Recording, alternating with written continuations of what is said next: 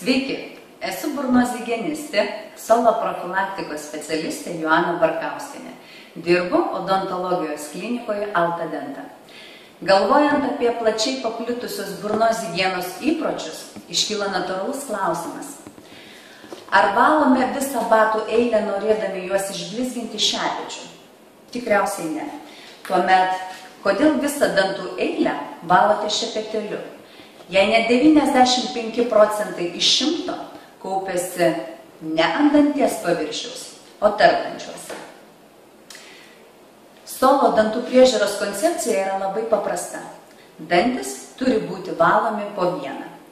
Solo profilaktika yra logiška ir unikali savo paprastumu dantų priežiūros programa, kuri pasiteisino ir įsitvirtino daugelyje pasaulio šalių kaip pati veiksmingiausia dantų profilaktikos priemonė siekiant išvengti akmenų ir apnašo formavimosi ant danties paviršiaus, apsisaugoti nuo dantų gedimo pavojaus, kraujuojančių ir skausmingų dantenų, dantų jautrumo karščiui ir šalčiui, bei nemalonių vizitų pas gydytojo odontologą.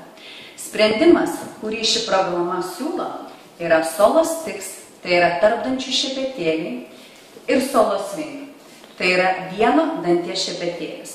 Tai vos kelios priemonės reikalingos kasdieniai dantų priežiūrai namuose, taikant specialią solo techniką, tik vieną kartą per dieną, vietoj įprasto dantų šepetėlio ir pastos, be jokių kitų papildomų priemonių, jums patogiu metu. Trečiadieniais nuo 19 valandos noriu visus pakviesti į Altadenta kliniką.